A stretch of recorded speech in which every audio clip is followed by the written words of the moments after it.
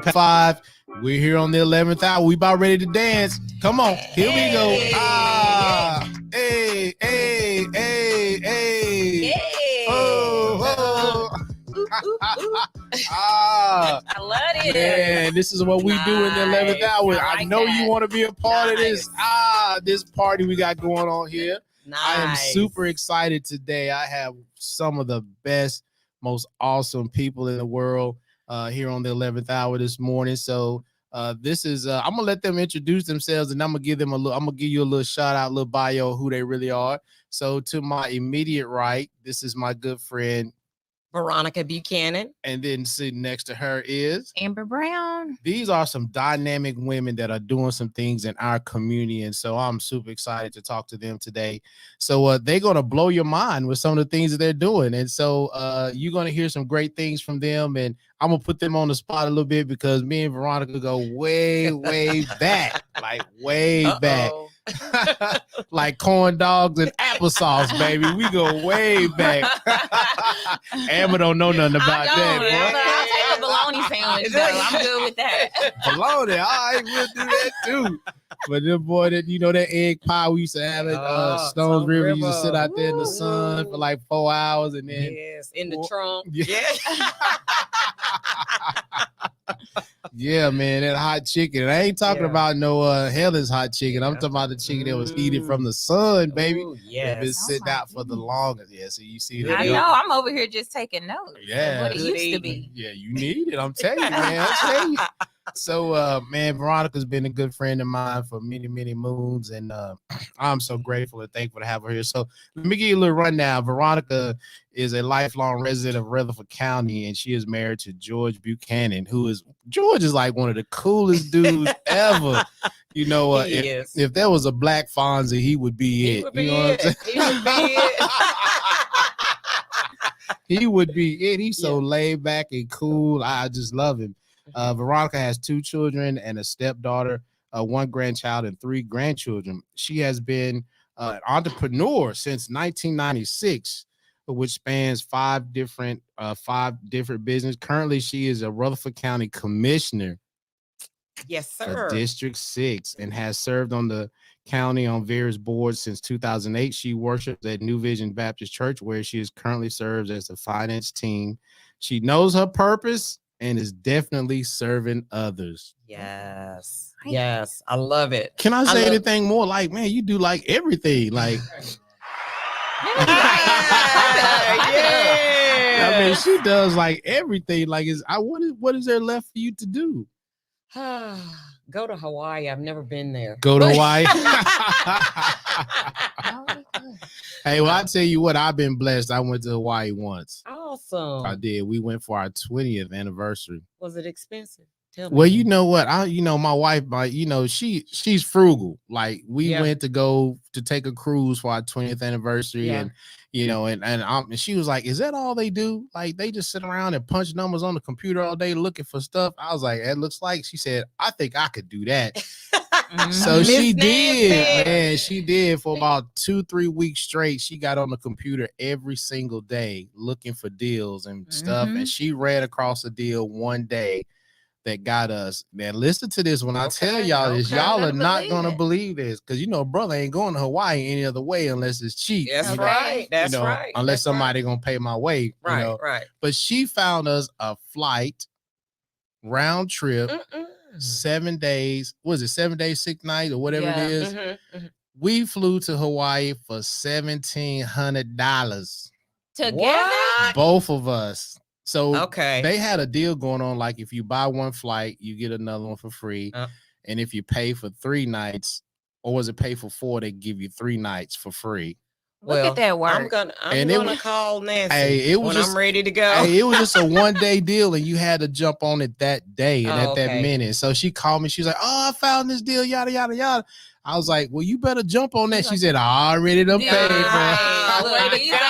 it." Yeah, that's my girl. Yes, always looking out for it. Now, sitting to my best friend's other right is Miss Amber, and so she has kind of been like a mini Miss Veronica. Really, she just kind of took the reins, but she's making her own and she's doing her own thing. So Amber is a Murfreesboro native, and she works for the Nissan Motor Corporation as an HR program manager.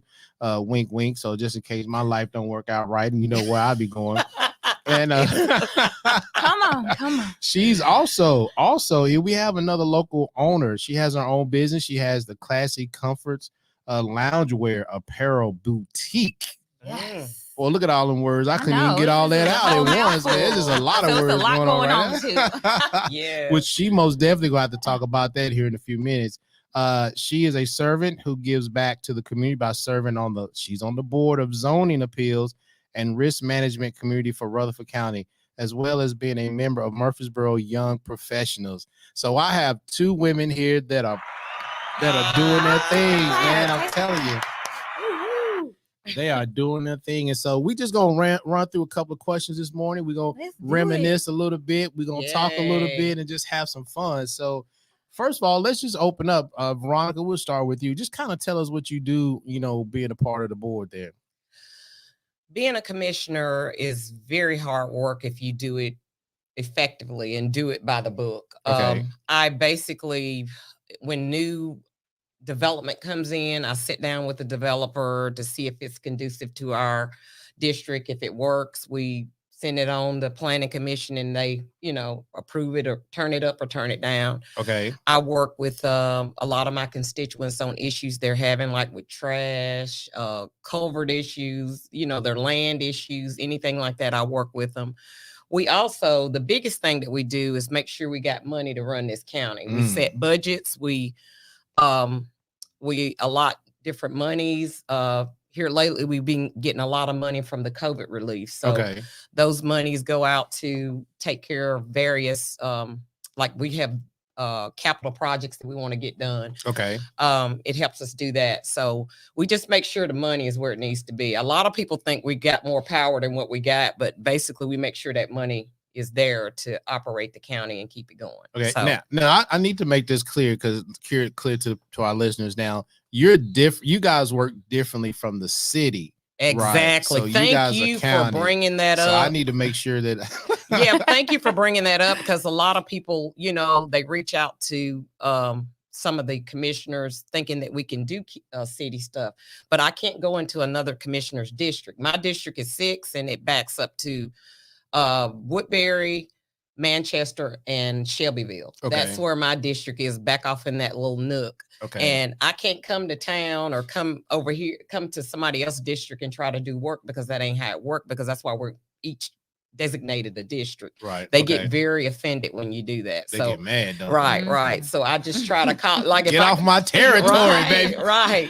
So if I'm doing something, I'll call that commissioner and say, hey, I got to come in your area and do such and such. And they'll be like, some of them are okay, and some of them want to be there to see what you're doing. So got you. Okay. But yeah, I appreciate you pointing that out, because I can't come into certain areas and do certain things. So. Okay. Now, Amber, you sound like you got a big job. So you're on the board of zoning appeals and risk management. Yeah. So kind of explain to, people like me who don't really know what that means. Yeah. The best way to describe the Board of Zoning Appeals is an extension.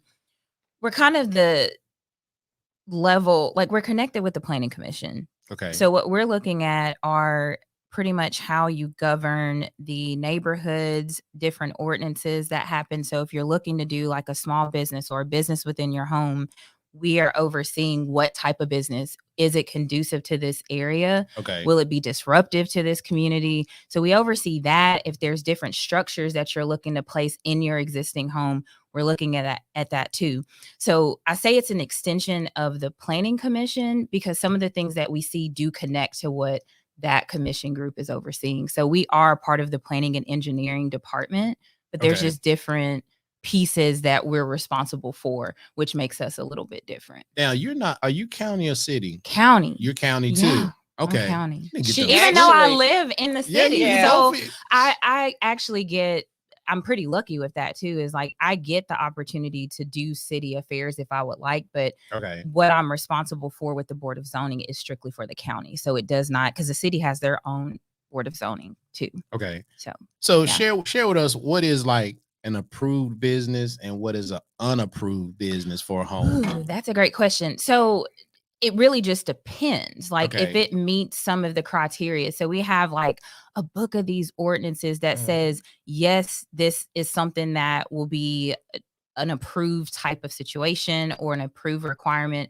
And then there's a list that will say these are things that may not be suitable for a neighborhood. So as an example, if you have a construction business and you want to put 18-wheeler trailers on your property, that's something that we would take a look at, because you don't want to pull up at your house and you see 3 18-wheelers parked next door. Right. So we try to look at from an aesthetic and like visual, is this fitting? What type of activities are you going to be doing? So if there's sawing or things that can be noise issues to your neighbors, we just try to make sure they're businesses that you can't see. So like if you got a sewing company, something like that, or like my business, it's clothing. Well, you see so let me go and put that plug in there. So with clothing, that's something it's not seen. It's something that won't disrupt my neighbors. So those are just things that we might look at. If you have a shed, let's say you've pretty much filled up your garage and you need to add a shed onto your property, but the shed's bigger than what you need. So you need to kind of go into, we have different, I can't think of the word, good grief, where you can encroach. So there's different like inches and footage that you have to be before you encroach on your neighbor. It's kind of hard to explain, but those are pieces we'll look at too. If you want to put that shed there, how far away is it from your, I guess, property line? Yeah, your property lines and your budding neighbors. So it's pieces like that. It can get a little complicated at times, but those are things that we look at. So you can't build a skyscraper next to your house. You might. No, I'm kidding. No, you can't do that. I mean, we want to just make sure that it's aesthetically pleasing. So visually pleasing. Aesthetic, man. It is. That's the viewpoint now. That's what, when you get in politics, boy, you start throwing them big words out there. Aesthetic. I consider myself as a servant and not a politician. Look, you like, let's go ahead and put that divide up. Okay, all right. I know you're not a politician, but you in that arena. Though, I know, I'm there. But, yeah. But Board of Zoning Appeals is the only committee that we have that don't have to come to the county commission. Oh, really? So whatever they say, that's it. So how does that work? So planning has to come to us and we have to give the final say. But Board of Zoning Appeals, because the way the legislation set it up, they don't have to, whatever they say, that's it. So they're the final yes or no. Okay. So once the application is put in, then it goes to them. And if they are for it, they vote for it. Good. And then sometimes they defer it if they want to kind of make sure it's simmer on it some more. So I want to jump into a question that I've been wanting to ask you guys is, being African American sisters with businesses and just movers and shakers in the borough, like, how did you guys get your positions? Like, what did you guys have to go through? What was it like running for your position, and how did you get people on board to kind of help you? Because I got another question on the backside of that. That's kind of where I'm going with that. Well, with me, I started back in 2007, interested in serving my community. So I went and sat down and talked to the mayor, and the mayor basically told me that, he appreciated me coming, and I gave him my resume and we talked about some of the things I wanted to do. And about a year later, he called me and said he had an opening on planning commission. I think I went out for Board of Zoning Appeals and I didn't get that. And then I got the planning commission and they appointed me. So the mayor can appoint you to these positions. Oh, okay. Yeah, really? The mayor can appoint you to these positions, and then you'll have to go before a steering committee. And it's a group of, the commission is made up of 21 commissioners. Wow. And like I said, I'm 6. So so there's a group called the steering committee. It's a group of commissioners. It's a group of 7 of them. And they decide who goes on all these committees. So you have to get with them after you get with the mayor and to try to sell yourself. So I can just walk up to the mayor and say, hey, I want to be on a committee. Like, what's up? Can I get on one? I don't think it's that easy. Boy, she's just like, well, I don't know now. I mean, now that was the county mayor, right? Right. Okay. The county mayor. That was Bill Ketron at the time? It was Ernest Burgess at the time. Ernest Burgess? Ernest Burgess, yeah. Okay. We currently have Bill Ketron. Okay. Yes. And then anything you want to do, with the county, you know, if you just go sit down and talk to the mayor and express your interest. I think a lot of people miss that and they just go put in applications. They don't understand the protocol. Okay. Because I see people putting in for stuff, and it's another Black commissioner, Alan McAdoo. Okay. He and I talk. We really want to build up, but you know, my area is 80% Caucasian. Okay. So I got 20%, you know, African Americans, Indians, and Mexicans. That's what I have in my district. So we encourage more African Americans to apply, and you know, because I want to help them, you know, if I can, but it's just, you know, we don't get them coming up there. They ask me, how can we open the door to get them to come and apply? And when they do apply, they don't reach out. So it's like they get shuffled through the paperwork. Right. So I want you to hold on to that thought, because that's what I was going to come back with. I want you to hold on to that, because I wanted Amber to talk about how she got in her position. Yeah. So I think just through years of seeing my mom, she's always been super, super vigilant in the community and super involved. And I've always been a part in some fashion, whether it's campaigning or just kind of seeing the behind the scenes of what she's gone through. And I've always been a servant, like always been a servant all through school, involved in many different things. And as she started making transitions of, I think I kind of want to pursue something different, she started to mention that she might not want to serve on certain boards, things of that nature, is when I really kind of expressed that interest. Like, I think it's time for me now, because I wasn't living here at first. I was in Nashville. I was in my whole corporate flow doing that. And then I finally came back home and I was here and I said, I'm ready to get back involved. I want to know what that's going to look like for me, and really defining that story for myself. So it just worked out timing wise, where she's like, I'm about to kind of step back on some things. So let's do this the right way. So the thing that I appreciate about my mom was I expressed and she shared what that roadmap would look like. Like there are things in place that we need to follow to make sure we set you up appropriately. Not just because you're my daughter, you're going to get this thing. And I think that's the perception sometimes. And it's not.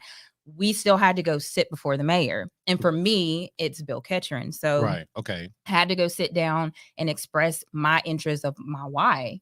And at that time, I think not only were they looking to have more diversity, it wasn't just for that reason, but it's like, we need the diversity here. We need the diversity of thought, and then also ethnicity as well. And then also the general interest of wanting to serve as well, and why. So for me, I've always, and still have a plan of moving to planning commission. So BZA made sense. And I said, will help me understand just kind of the footprint to hit that next layer.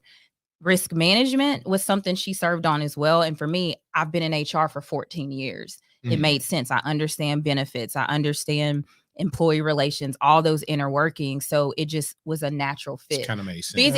And BZA for me was just a stretch goal, because my end goal was always planning or to run for office at some point. So it just kind of was going through that piece, but definitely had to go sit and talk with the mayor, call those commissioners, and really introduce myself and explain my why. And I appreciate my mom for that, of saying you get those commissioners on the phone and you really have to rally up that support, because you don't just go into anything blindly and think that's you're going to check that box. It doesn't work that way. And I think some people have a misconception of that. There's some things behind the scene you have to do and really put in some work. And there's two things that you've said that I really appreciate. One is that your mom didn't do it for you. She kind of laid the roadmap for you to do it, and then she was there to support you and help you along the way. Now, you know, for some of our listeners, Amber keeps saying the why. That is something that is really important, because I'm learning that is that, you know, you just can't go tell people stuff. They need to know your why. Oh, for sure. You know, 100%. They need to know that why. If you don't have that why, like, I just want to do it because I think they're like, okay, whatever, you know, but it's that why that's really important. So that's why I'm coming back to what you was going deeper into a minute ago. Excuse me. How can we get more of our brothers and sisters or African Americans involved in the community as far as leadership? Because I'm always big on that, because we have a ton of front porch prophets. That's what I call them. Excuse me. Now that's a community right there. The whole community. Yes, yes. Hey, you got front porch prophets in the county too. You know, sitting on the front porch, rocking them chairs. Yes. Which get them cows out of here. I'm tired of seeing them tractors running through my community. Yeah. But you know, nobody wants to really get involved because you know, like you mentioned earlier, being in that arena, it's tough. It's not easy, and sometimes you got to go through some things. But how can we, you know, kind of promote or push our African American brothers and sisters to say, hey, look, quit talking about what the problem is, get involved and be a part of the solution. Yeah. So, you know, I would say reach out. Just start reaching out. If you're interested, you know, reach out to your city councilman and reach out to your county commissioners or to people on different boards that you're on and just ask them, how did you do it? You know, that's the problem. They put the application in and that's it. That's where it stops. And it stops. It stops there and they don't do the work behind the application. Ooh, hey, ain't that one of my words here on the 11th hour? The work. The work. I'm telling you, got to put in that work. Yeah, you got to put the work in. You got to get on that phone and start calling and expressing your interests and tell them, like you said, why I'm the one that you need in that position. Right. So, and I think that's where we're missing it. And and everybody that comes to me and asks me, I'll try to help them. You know, I always have anybody that's interested, but we don't get anybody with the county. Everybody want to go to the city. And that's hard. It's hard to menagerie, you know, to, you know, get through all of that menagerie they got going on. So I'm telling you, boy, you're throwing these big words out, menagerie. Like, ooh, yeah, we make up some words. Y'all make up some words. You know, and a lot of things it's got to sound good. Right, menagerie. I'm like, you put some chocolate on it, it might be good, but I don't know about that. You like that? That's not fair. Yeah, and I'm like, I don't know what that is. But Amber, you being so young, like, you know, there's other things that you actually could be doing, but you decided to dive into this. Yeah, like, that's amazing. It is, and I think it's challenging too. I'm always the one you're talking about work, but I like earning the things that I go after, no matter what it is. Okay, but I also know the challenge that comes behind that too, because I think the biggest concern I actually had, because I went through that too.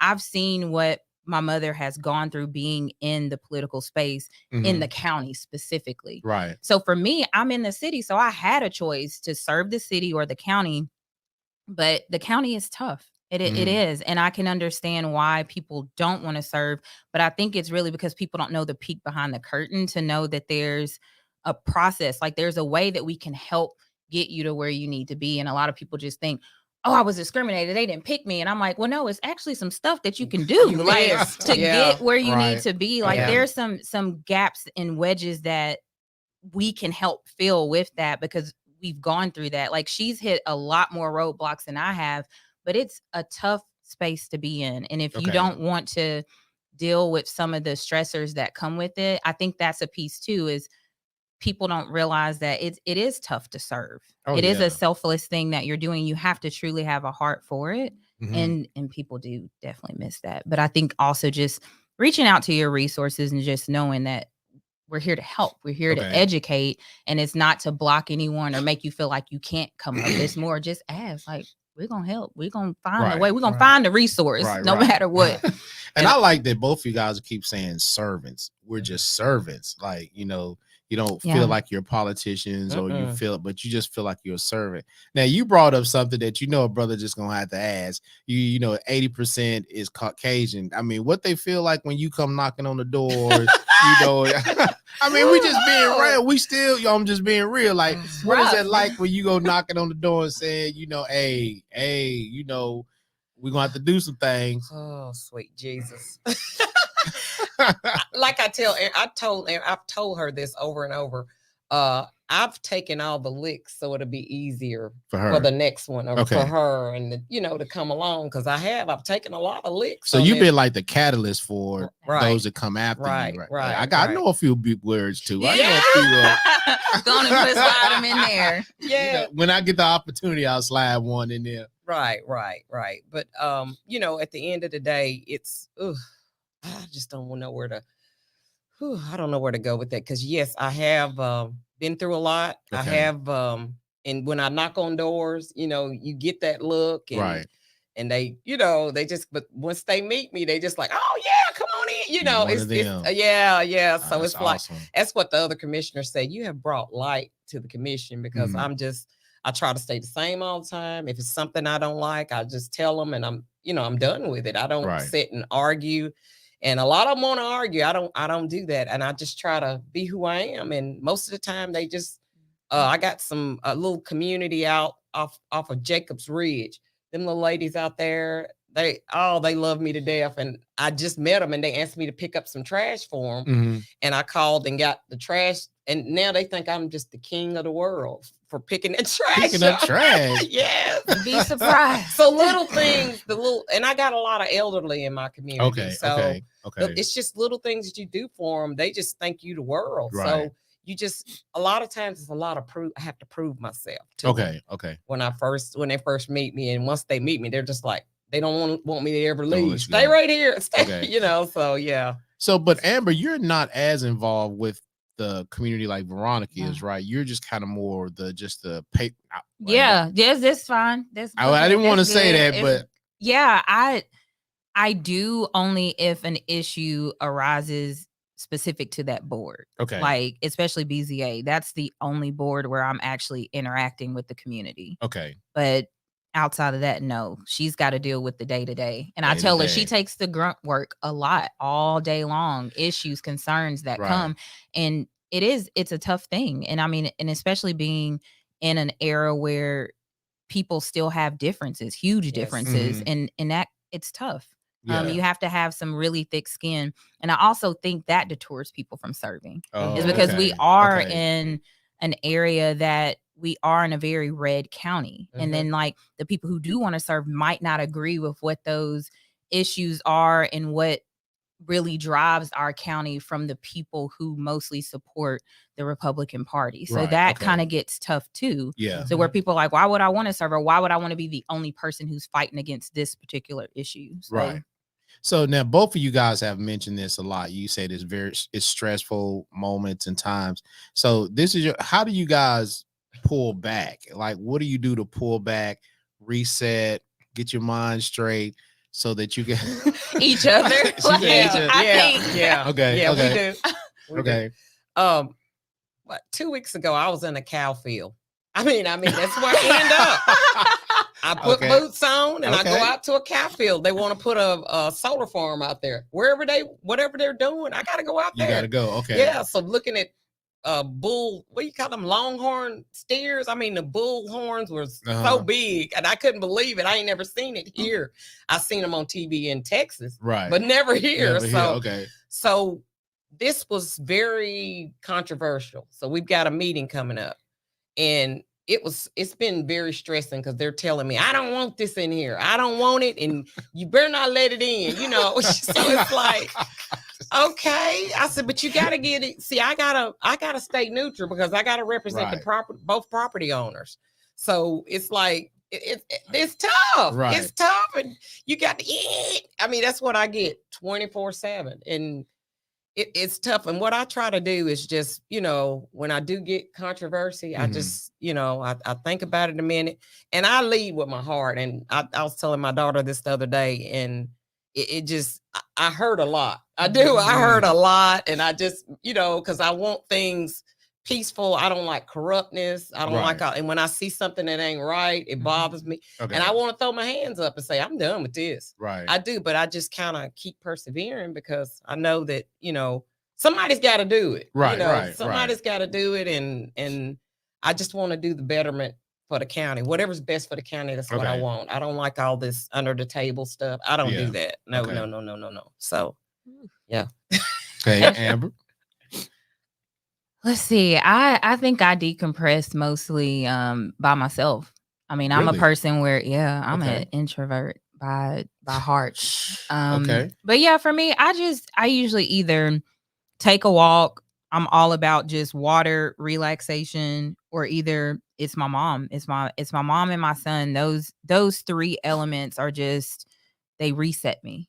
So typically I just try to do that. But I mean, she's right. I mean, there are days where you just you do second guess. I mean, we're still human at the end of the day, but you have to realize like you're here for the people, but it's definitely at times a thankless role. Right. And thankless jobs and commitments, but you know why you're there. And that's the thing with her. Like, all I've seen is someone who gives from their heart constantly. Yeah, and sometimes because it's in a political space, it gets misconstrued and people thinking like you're here for a different gain, a selfish gain. And she is really one of the few people that I've met that truly does have the greater good and interest of everyone else. And that's all I know. And I try to do that too. And I'm like, oh no, I'm way more quick than she is. I'm like, no, I'm out. I'm not. I ain't doing it.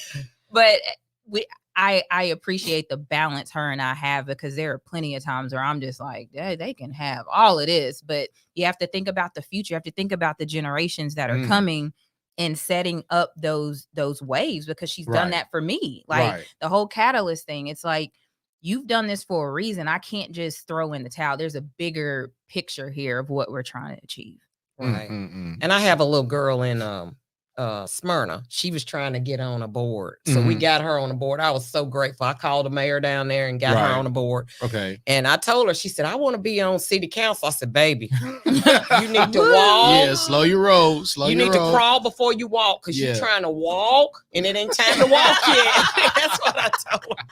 So that's just a whole different arena, right? That whole city thing. That's a different arena. She want to jump from that board. I said, no, baby, hold on. I said, learn first. Right. And I think that's where we fall between the wayside, because we're not willing to stop and learn the process. And it's killing us. We just want to jump into it and go. And I had to go through the process to get to where I am now, because, I've served on so many boards on the county. And and when I got this seat, I was ready to go. I know who to call, what to do, because I went through that process. Right. And some people don't want to put that time in to do it. Right. And I want to piggyback off of Amber too, because I've been knowing you for a long time, and you have been a workaholic. Like she, I mean, it's tough. I'm trying to tell people it's tough coming behind that. I'm like, when people like, you got big shoes to fill. I'm like, no, I got a whole river, valley, ocean, and I'm like, Leah, that's why I'm stressed. I'm like, I can't. She works me under the table. Man, I know. I've seen. If you had two broke legs, she gonna find a way. She go centipede in the room and get things done. I'm just like, because me, if I have a hang toenail or something, I'm calling it a day. Yeah, I'm gonna chill back a little bit. I'm chilling today. Like, I'm not going. Like, you gotta go. But you've been a monster in the community, and Veronica has really been a monster, and you're on your way to becoming a monster too. What you guys do, and being a voice for the African Americans. Veronica, you've owned several businesses too. So you want to run down some of the businesses that you've owned the last couple of years? Okay. I owned Glorious Wonders Child Care Center, which, thank you, Jesus, I sold it in 2014. That was a stressor. That one was a stressor. I owned a satellite office for the United States Post Office, something like what Reese Sains had. Right. Okay. Had one of those. I had a packaging company. I had an extradition company where we were transporting prisoners. And I had a gym, which it lasted 2 months. Because with the gym, I had partners. Right. I went in with partners, and I can't do partners. I figured that out. I can't do partners. I have to be by myself running my own business because 2 months, I was done. I said, I can't do this anymore. So, and now I own a hemp farm. I got a hemp farm. I love that. That's the best business I've ever had, because it helps me. I watch what I'm growing. Okay. And after I produce it, it just makes me proud to see what I've produced. I love that. I do. But, it's a lot of stigma behind it. It's a lot of stigma. But at the end of the day, the medicines that's being produced from it is just unreal. It's helping a lot of, I work with a lot of elderly people. Right. And it helps them, man, when they can't, instead of taking all them pills and all that stuff, they rub a little of this on or drop few drops under their tongue, they're good to go. Is there any way to get a job as a taste tester out there? Oh yeah. Look, I'll bring it to you. Like, can I be a trial tester for the hemp farm? I got you. Just come anytime. Yeah, I'm here just a taste test, baby. That's all I'm here for. So now, Amber, you kind of taking the same role too. Now, I know you got this business here, so talk a little bit about the business you have. So it really stems. So it's a loungewear boutique. So clothing, apparel, but really more so just elevated loungewear. So things that you typically will wear, like your hoodies and your joggers. These are things that I try to offer. But what I'll say, this really started from, I work from home. I mean, I'm usually juggling a lot of different things. And I realize, I'm like, man, I just feel like I'm a bum at home. Like I don't have matching things. It's not working. But then sometimes I have to stop and go pick my son up or run to a meeting. And I said, there's got to be some other people that really want some nice, comfy clothes and comfortable things to wear. Yes. So that's where it really stemmed from. And I said, you know what? I can do this. I can really finally get to a point where I can start my own business, because that's all I've known is entrepreneurship. I've grown up in that space of seeing that, and I knew it would take a tough cookie. And I said, I think it's my time. Yeah, and I'm getting my behind kicked. I'll say that because I really thought, I'm like, I have a full-time role. Mom did the same thing. I'm like, she was at Nissan too. She was at Nissan. She was starting up a business. Right. And that's what I'm doing. I'm like, I'm at Nissan. I can start up this business. Yeah, I'm not bred the same. Right. So I'm like, I'm not the same person. But I go through peaks and valleys with that. That's in anything that you do. But I truly have that work ethic and that drive. And that's something I'm just so thankful to have and have seen through the years. And that's where I'm at. I'm making it happen. So now you making cute clothes to lounge in? Is that what you saying? It's some cute clothes. It's dresses and sweater. Well, now sweaters because of the season. Okay. But yeah, like great quality. Great quality. Yeah. You see how she pushing that? Plugging. I love it. All over the place. It's a tag team effort, and I'm so male and female, just women. Oh, you tripping? Come on, what's up? It might expand, but I've been at this now for 3 months. Oh, just 3 months? 3 months. Okay. Oh, so you're new into it. Very new, and already, I mean, I've just have gotten an overwhelming response just from the local community and across the U.S. because my business is e-commerce. Okay, so doing it. It's great. I'm sitting up on right, man. I got like 1,000 questions I need to ask y'all. We don't have enough time though, but I think the thing that we try to keep in mind is like it's bigger than just us. It's bigger than just right now. Like we're always thinking about how to serve other people. Right. So even though in my selfish need of like, man, I need some cute clothes, I'm like, man, there's got to be some moms who are like busy, because I think that too. I'm like, I don't have time to pick out and figure out what I'm gonna wear.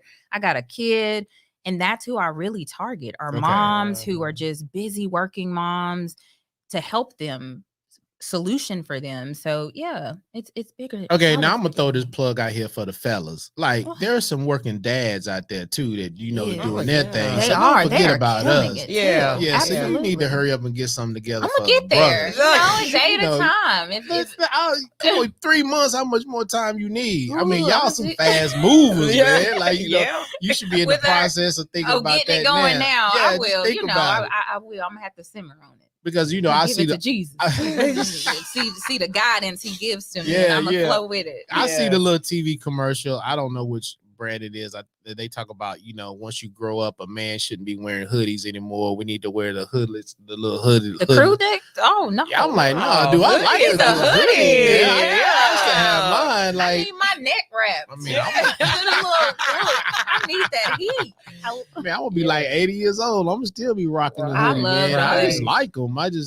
But like you make a nice looking hoodie, I'm gonna rock it. So I was gonna say I'm gonna go in there and get some of your gear, but now I'm gonna have to let my wife go. I'm like, look, I'm gonna have to get Nancy situated. Yeah, I'm about to put on a limit too, because I know she's gonna be doing too much. Yeah, be doing way too much. All right, we're coming short on our time. I got a couple of questions I kind of want to focus on, and I want both of you guys to answer these questions yourself. So here's the first one I want to ask.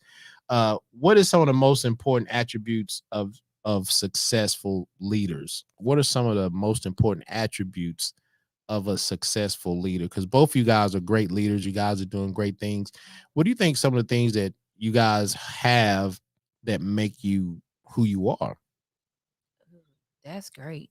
Yeah, I'm gonna get your brain flowing a little bit this morning. I'll go. It's a couple things that come to mind. I think flexibility and adaptability, those two come to mind because you have to be willing to, you're dealing with people. So people are ever changing. Right. And you have to have the ability to know how to think quick and be empathetic to the people that you're dealing with is one piece. And then the flexibility comes from you'll be hit with different challenges every day. And you have to build up a skin to be able to know, not leading in emotions, but leading in how do we get to this end all goal of whatever that goal may be, of what this issue is. Okay. And I think those kind of combination of things really make a strong leader. So flexibility, some adaptability. Wow. Okay. All those.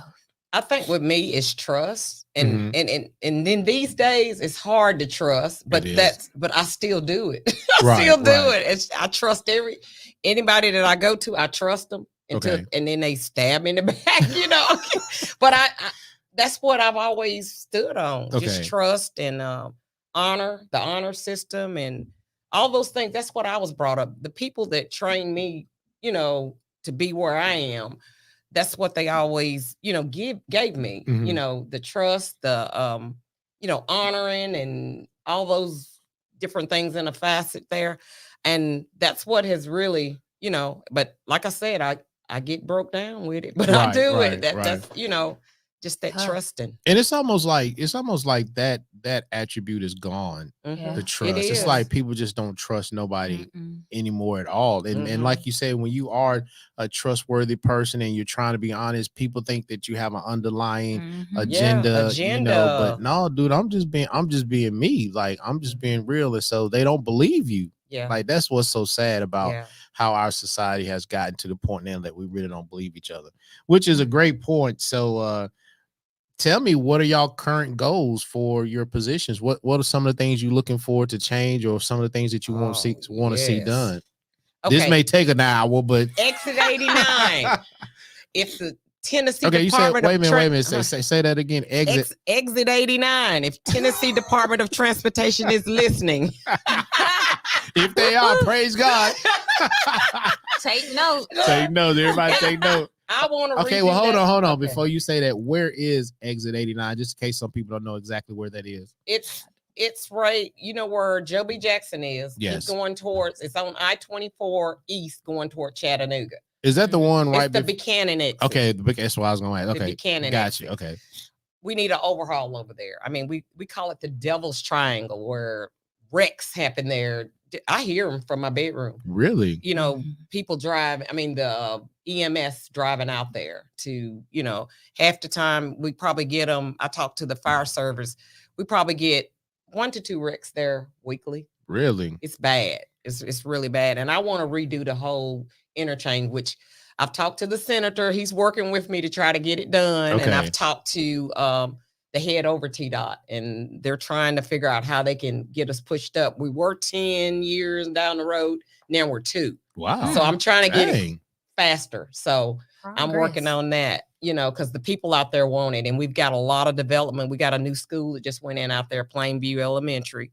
Is that Rutherford County? Rutherford County. Yeah. Okay. Yeah. So we need the infrastructure. When they're building these buildings, we need the roads and the water, all that stuff to go with it. And I think that's being left behind, the transportation part of it. Right. So that's number 1 on my list, to try to get that done and to figure out alternative ways to quit raising taxes. That's another thing, because it's killing these poor little seniors that's got these little houses, you know, in the city or county.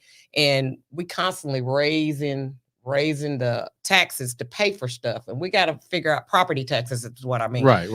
We got to figure out alternative ways to quit doing that, because you know they can't make it like that. Well, 2 quick questions about Exit 89. Has there been a lot of fatalities out there, or just wrecks? It's been some. Okay. It's been some. You get those tractor trailer trucks to go to sleep and run up. Yeah, it's a lot of, it's 2 big trucking stores out there. Okay. Convenience stores where they stop and get gas. Right. Those trucks over there, they'll run you down. And I live like right behind it. And when I go over there, sometimes you better be looking. They'll run you down. So, and it needs to be wide, and it needs a lot of, you know, I've talked to Greg Brooks with the county road department, and he did what he can do. We cleaned ours up to the TDOT's part, and it looks horrible. Their part, we're trying to make them look bad, but they still ain't budging. They still ain't budging. Yeah, they still don't care. Definitely. So how long? When was that built?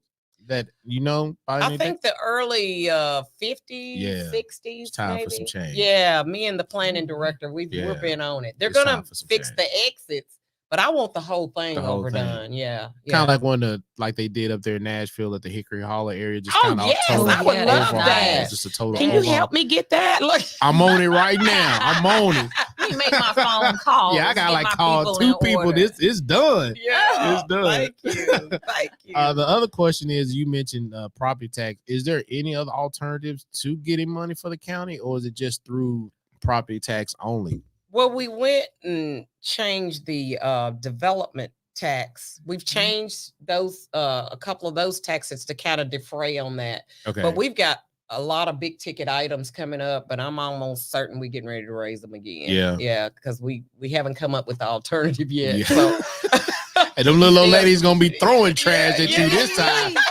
They're gonna be like, it's yours. You handle it. Yeah. They're gonna be throwing trash at you this But we're time. getting ready to give all of our employees a raise. Oh, okay. I mean, a bonus at the end of November. Does that mean like all county employees? All county employees. If you're full time or part time. Part time gets 1,000. Full time gets 2,000. When it coming, boy? I can't wait. Christmas early, baby.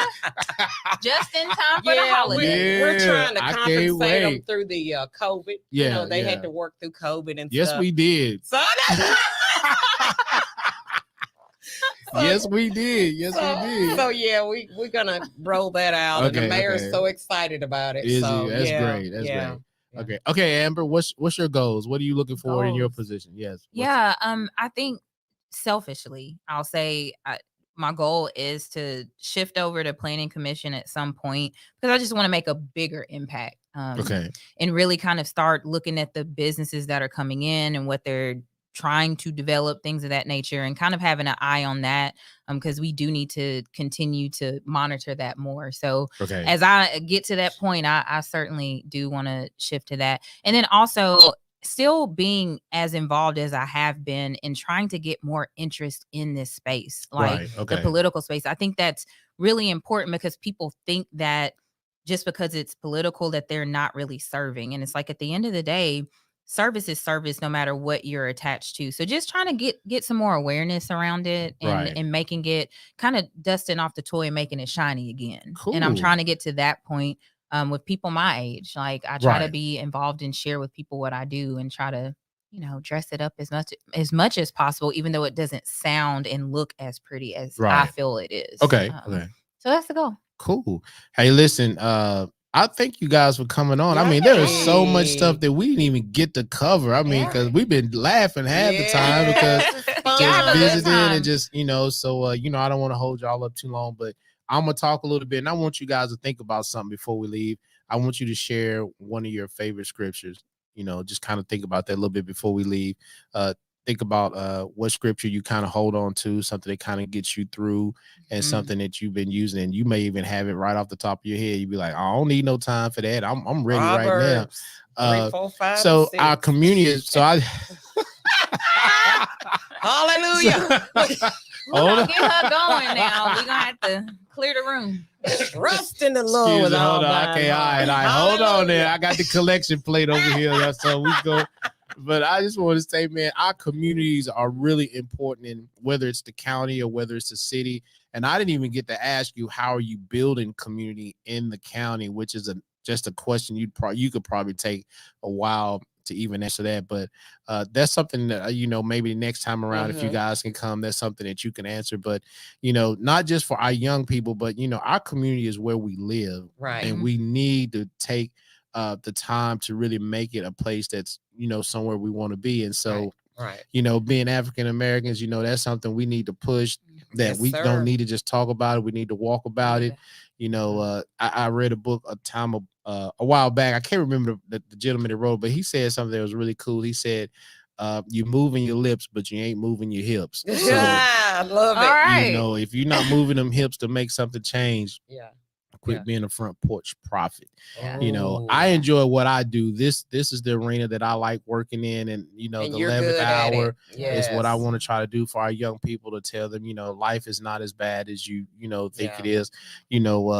I was thinking this morning, because I was listening to Les Brown, because brother want to be the next Les Brown if I could be. And he was talking about, we are a gift to our families.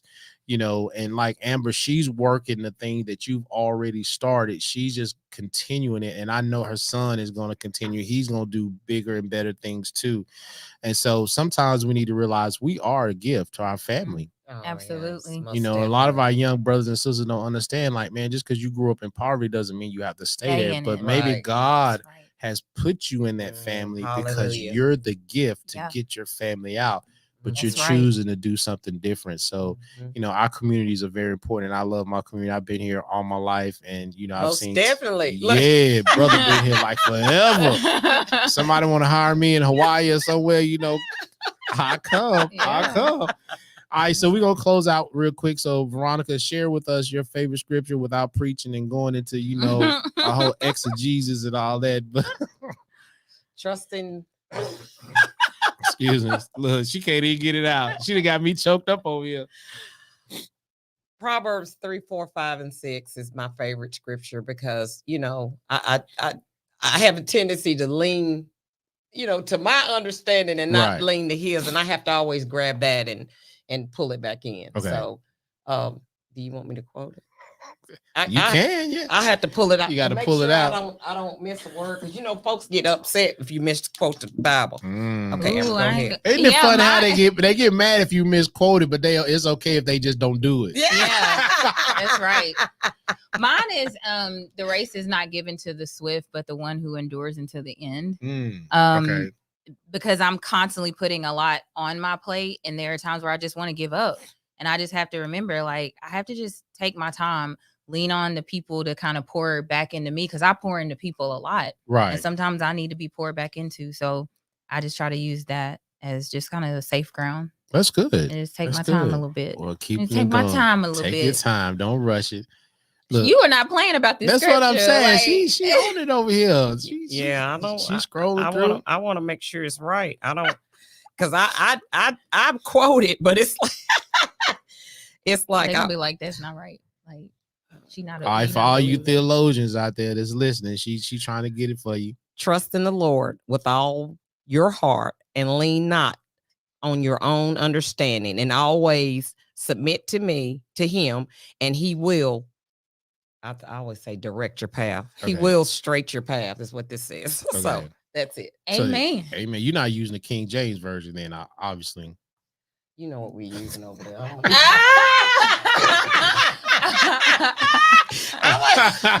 like, no, we're not doing that King James. We know you. All right, that's cool. All right, hey, so one last thing, you need to plug your boutique. How can we where can we go to get to your boutique? Thank you. So you can follow at shopclassycomforts.com and Shop Classy Comforts on Instagram or Facebook. So it's all the same. We try to keep it easy for you. Keep it easy. All right. Well, thank you both for being here. I really appreciate you coming into the 11th hour. You know, we rock it over here. Yeah, so, that's right. It's a whole vibe in here, and I love it. We keep it going. Yeah, so this is real. You never know what may happen the next time. Hey, thank you both, and I'll continue to pray for you guys and pray that you guys continue to make changes. And I pray that there's somebody out there that's listening that may have thought about getting into this arena. These would be some of your best contacts. These two ladies right here will get you going. And trust me when I tell you, they going to kick you into gear. They not going to let you lay back and say, I want to do this and then give up. If you for real, they going to get you there. Yeah. All right, y'all. This is your boy, Pastor Mike, a.k.a. 90s number 5. This is the 11th hour. We talk community day. I appreciate you hanging in there. Remember, make movements, not moments. This is your boy. I'm out. Peace. Yay.